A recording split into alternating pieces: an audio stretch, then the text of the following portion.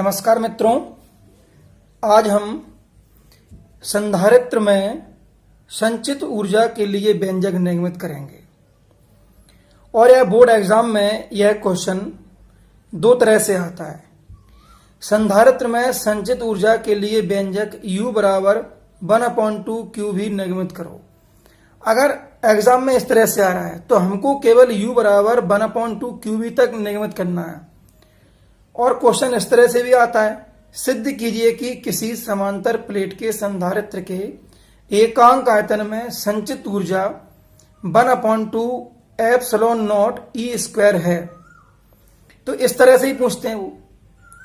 ए चूंकि ऊर्जा घनत्व होता है स्मॉल u बराबर, तो अगर वो एग्जाम में इस तरह पूछ रहे हैं तो आपको इसके आगे से यहां तक निकालना है। और अगर u बराबर 1/2 क्यू पूछ रहे हैं तो आपको केवल इतना ही निकालना है। ध्यान रहे आपको। अब इसके बाद आपको बता दें कि इसके लिए हमने दो प्लेटें ली हैं, प्लेट ए और प्लेट बी। अब आप देख सकते हैं कि प्लेट ए पर यदि हमने +q आवेश दे दिया तो इसका विभव Va हो जाएगा, और प्लेट बी को यदि आवेश -q दे दिया तो इसका विभव Vb हो जाएगा। अब यहां पर इन दोनों प्लेटों के बीच में एक विद्युत क्षेत्र पैदा होगा जिसे हमने E वेक्टर से डिनोट किया है। और ये आपको तीर दिख रहे होंगे आड़े में। ये आपके विद्युत क्षेत्र रेखाएं होती हैं जो आप पढ़ चुके पहले से। इसके बाद अगर प्लेट ए का विभव Va है और प्लेट बी का विभव Vb है तो यहां पर विभवांतर Va माइनस Vb बराबर Q/C होगा। ये Q/C कैसे होगा? ये Q/C होगा आपका, आप जानते हैं चूंकि C बराबर क्या होता है? Q/V। तो यहां से हम निकाल सकते हैं V बराबर क्या हो जाएगा? V बराबर क्या हो जाएगा? B यहां भेज दो तो C यहां लाओ तो क्या हो जाएगा? Q/C। तो ये आपको दिख रहा है ना, ये व्यंजक यहां पे इन्हें लगाया है विभवांतर के लिए। यहां B विभवांतर होता है, अगर माइनस में निकालते हैं दो विभवों का अंतर विभवांतर, तो यहां Q स्मॉल हो गया और C धारिता है। इसे हमने सुविधा के लिए क्वेश्चन नंबर फर्स्ट मान लिया, जिसका उपयोग आगे करेंगे। अब जरा सोचिए कि यहां पर आपने देखा कि हमने दो प्लेटें ली थी, और दो प्लेटों को लेने के बाद हमने क्या किया कि एक प्लेट को दिया हमने +q आवेश और दूसरी को दिया -q आवेश। ठीक है, प्लेट ए को +q आवेश, प्लेट बी को -q आवेश। इसका विभव Va हो गया, इसका विभव Vb हो गया, और इन दोनों के बीच में जो विद्युत क्षेत्र की तीव्रता है वो E वेक्टर हमने मान ली, या विद्युत क्षेत्र E वेक्टर मान लिया। हम चाहते हैं कि इलेक्ट्रॉनों का जो स्थानांतरण है वो धीरे धीरे होगा। किसका? प्लेट ए से प्लेट बी पर। तो आवेश का स्थानांतरण धीरे धीरे होगा, हल्का हल्का, तो कम मात्रा में निकलेगा, इसलिए उसको हम dq से निकालेंगे। पहले हम आवेश की मात्रा क्या लेंगे? dq लेंगे। तो dq आवेश यहां से यहां पहुंचेगा तो उसमें कार्य होगा। तो कार्य भी कैसा होगा? कार्य भी अपना स्मॉल में होगा, कम मात्रा में होगा, dw होगा। तो ये आप थोड़ा देख लें। इसमें देखिए, अब पुनः चालक ए से चालक बी पर इलेक्ट्रॉन स्थानांतरण द्वारा आवेश dq बढ़ाने में किया गया कार्य dw बराबर क्या हो जाएगा? आवेश गुणा विभवांतर। इसके पहले हम आपको बता चुके हैं, चूंकि w बराबर क्या होता है? Q/V। उससे है ये, यहां Q आवेश है और V क्या है? विभवांतर है। तो यहां पर आवेश हमने क्या लिया? अभी किए घर में हल्का सा आवेश लिया है, dq लिया है, तो आवेश रख देंगे dq। और उसके बाद विभवांतर निकाल चुके हैं Va माइनस Vb, तो Va माइनस Vb के इक्वेशन नंबर फर्स्ट से क्या कर देंगे? वैल्यू पुटअप कर देंगे। और जैसे ही वैल्यू पुटअप करेंगे तो क्या आएगा, डी डब्ल्यू बराबर D Q upon D Q into Q upon C. Q upon C क्या है, बी ए माइनस बीबी की वैल्यू है। अब हम इसके बाद इसको सुविधा के लिए क्वेश्चन नंबर सेकंड दे के आगे बढ़ जाएंगे, क्योंकि इसका हम आगे उपयोग करने वाले हैं। अब चालक ए व बी पर आवेश 0 से Q तक प्रदान करने में किया गया कुल कार्य। 0 से Q कैसा, जब हमने आवेश प्लेट को नहीं दिया था तो आवेश देने से पहले प्लेट का जो आवेश था वो क्या था, 0 था। और आवेश देने के बाद, पूर्ण आवेश देने के बाद प्लेट का आवेश क्या हो गया, कैपिटल Q हो गया। थोड़ा सा आवेश क्या लिया था हमने, डी क्यू लिया था, और पूर्ण आवेश क्या हो जाएगा, कैपिटल Q हो जाएगा। तो हमें जो कार्य करना है वो 0 से यानी कि 0 से कैपिटल Q तक करना है, यानी कि पूर्ण आवेश तक करना है। तो इस तरह से यहां पर जो आपका कार्य है, मैंने आपको कभी बताया भी है इसके पहले कि जो हमारा छोटा कार्य होता है, ए स्मॉल वर्क है, तो हम स्मॉल वर्क का क्या करेंगे, समाकलन कर देंगे। तो समाकलन करने के बाद क्या होगा, समाकलन करने के बाद हमें पूर्ण कार्य प्राप्त हो जाएगा। तो देखिए मैं इसको आपको निकाल के दिखाता हूं। देखिए अभी आपने क्या प्राप्त कर लिया था, हमने प्राप्त कर लिया था डी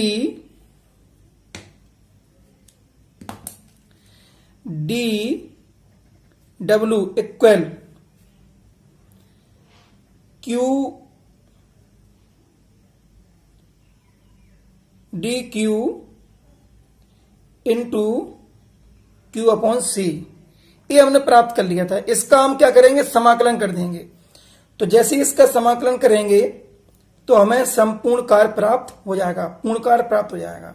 और मैंने बताया कि यह कार्य कैसा होगा, 0 से कैपिटल Q तक। तो इसमें हम इसका वैल्यू पुटअप कर देंगे। तो सुविधा के लिए क्यू अपॉन सी पहले लिख लेंगे और इसके बाद डी डब्ल्यू आ जाएगा, डी क्यू आ जाएगा आपका। अब इसके बाद आप देख सकते हैं कि इसमें सी धारता तो निश्चित है, तो आप जानते हैं कि जो वैल्यू निश्चित होती है उसका समाकलन नहीं होता है, उसको हम बाहर निकाल देते हैं। तो अंदर क्या बचेगा, 0 से Q और Q इंटू डी क्यू। ठीक है, अब इसका समाकलन करेंगे। जैसे समाकलन करेंगे तो W बराबर क्या आ जाएगा, 1/c। समाकलन में क्या होगा, लिमिट लगा देंगे पहले 0 से Q। अब देखिए समाकलन में क्या होगा, Q स्क्वायर अपॉन 2 आएगा, क्योंकि समाकलन होता है तो 1 + 1 अपॉन 1 + 1 इस टाइप से बनता है। देखिए अब हम यहां पर ये 2 कांस्टेंट है तो इसको बाहर निकाल देंगे, तो क्या हो जाएगा 1/2c। अंदर क्या बचेगा, Q स्क्वायर 0 से Q। फिर से देख लीजिए, यहां पर 2 कॉमन निकाल लेंगे तो क्या होगा, 1/2c Q स्क्वायर 0 से Q। यहां पर आप देखें आगे, यहां हम लिमिट रखेंगे। अब तो लिमिट रखने के बाद क्या होगा, लिमिट रखने के बाद हम अपर लिमिट पे रखेंगे। तो अपर लिमिट रखने पर क्या होगा, Q स्क्वायर माइनस 0 रखेंगे, Q की जगह पर 0 आ जाएगा। इस तरह से क्या आ जाएगा आपका, W बराबर 1/2c Q स्क्वायर। तो आपने क्या प्राप्त कर लिया, W बराबर Q स्क्वायर। देखिए फिर से, W बराबर Q स्क्वायर अपॉन 2c। ये आपने प्राप्त कर लिया, ये W आ गया आपका, यानी कार्य आ गया। अब इसके बाद आप जानते हैं कि किया गया कार्य कैसा होता है, किया गया कार्य ऊर्जा के बराबर होता है। तो हम क्या करेंगे, U बराबर W लिख देंगे और यहां पर W की वैल्यू पुटअप कर देंगे, Q स्क्वायर अपॉन 2c। अब यहां पर हम क्या करेंगे कि Q की वैल्यू पुटअप कर देंगे, क्योंकि हम पढ़ चुके हैं Q बराबर क्या होता है, Q बराबर होता है CV। ये CV कैसे आया, धारिता C बराबर Q अपॉन V से। ठीक है, क्योंकि धारिता C बराबर क्या होता है, Q अपॉन V। तो Q बराबर क्या हो जाएगा CV। तो यहां पर आप देखें कि U बराबर W रखा और इसका वैल्यू पुटअप किया। हम क्या करेंगे कि इस वैल्यू को Q की वैल्यू को Q बराबर CV को यहां पर Q की जगह रख देंगे। तो Q का वैल्यू क्या आएगा CV, स्क्वायर लगा तो स्क्वायर हो जाएगा बटे में 2C। अब देख सकते हैं C से स्क्वायर कट गया। इस तरह से क्या बचा अपना 1/2 CV स्क्वायर। ठीक है, अब आपने क्या किया कि यहां पर हमने C की वैल्यू रख दी। अब क्या रख दिया हमने, A वैल्यू रख दी C की जगह पे। तो C की जगह क्या रख देंगे Q/V, 1/2 पहले से है और V स्क्वायर। ठीक है, अब इसके बाद हम क्या करेंगे कि U इक्वल V से स्क्वायर काट देंगे। जैसे V से स्क्वायर काटेंगे तो क्या आएगा 1/2 स्क्वायर कट गया आपका V से QV। इस तरह से आपका निकल गया U बराबर 1/2 QV। और जो कार्य है, जो ऊर्जा है, उसको हम जूल से व्यक्त करते हैं। इस तरह से आप देख सकते हैं कि हमने बड़ी आसानी से इसको निकाल दिया है। देखिए इसमें जो निकला हुआ है हमने उसको सिस्टमेटिक आपको दिखा दिया है पूरा का पूरा। अब इसके बाद देखिए दिख रहा है आपको, यहां पर ये निकला हुआ है। अब इसके बाद आपको हम बता रहे हैं समांतर प्लेट संधारित्र में ऊर्जा घनत्व के बारे में। मैंने कहा था ना कि अगर वो केवल U बराबर 1/2 QV तक पूछता है तो हमको वहीं छोड़ना है। लेकिन इसके आगे अगर वो पूछता है, क्या पूछता है वो पूछता है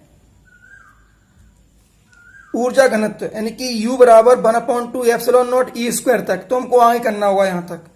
तो देखिए अगला हमारा स्टेप किसके लिए, समांतर प्लेट संधारित्र में ऊर्जा घनत्व के लिए। यदि समांतर प्लेट संधारित्र की प्रत्येक प्लेट का क्षेत्रफल A तथा दोनों प्लेटों के बीच की दूरी d है तो इसे विभवांतर V तक आवेशित करने में संधारित्र में संचित ऊर्जा क्या होगी, U बराबर 1/2 CV स्क्वायर। निकाल चुके अभी अपन U बराबर 1/2 CV स्क्वायर निकाल चुके हैं। इसे हमने क्वेश्चन नंबर 3 दिया था। अब इसके बाद हम ऊर्जा घनत्व की बात करते हैं। तो ऊर्जा घनत्व की अगर बात की जाए तो U बराबर होता है ऊर्जा बटे आयतन। अब यहां ऊर्जा क्या निकाल चुके, 1/2 CV स्क्वायर जी निकाल चुके हैं। तो ऊर्जा का मान रख देंगे 1/2 CV स्क्वायर बटे में आयतन क्या होगा A। हमने कहा था कि प्रत्येक प्लेट का क्षेत्रफल क्या होता है, A होता है। तो A इंटू D क्या है, दोनों प्लेटों के बीच की दूरी। तो क्षेत्रफल में दूरी गुणा कर देंगे तो आयतन बन जाएगा, इसलिए ये AD आ जाएगा। ठीक है, अब समांतर प्लेट संधारित्र की धारिता के लिए क्या होता है आप जानते हैं, पहले से निकाल चुके हैं। C बराबर क्या होता है ε0 A/D और विभवांतर V बराबर क्या होता है E इंटू डी। ये भी आप पहले से निकाल चुके हैं कई बार। अब इसके बाद हम समीकरण 4 से, ये रहा हमारा समीकरण 4, ये समीकरण 4 रहा। इसमें हम क्या करेंगे कि C का वैल्यू C की जगह पे और V का वैल्यू V की जगह रख देंगे।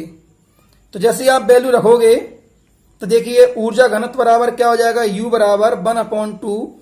ये वैल्यू किसका है, ये वैल्यू C का है। ये दिख रहा है आपको ε0 A/D। ये वैल्यू किसका है, C का है। और E स्क्वायर D स्क्वायर, क्योंकि वहां सूत्र में क्या था, देखिए यहां था V स्क्वायर और V की वैल्यू क्या है हमारी ED। V की वैल्यू ED है तो V की वैल्यू रखेंगे V स्क्वायर जगह पे, तो क्या हो जाएगा E square D square upon A into D।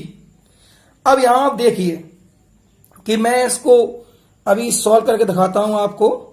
देखिए जैसे आपने प्राप्त क्या किया था, आपने प्राप्त किया था U इक्वल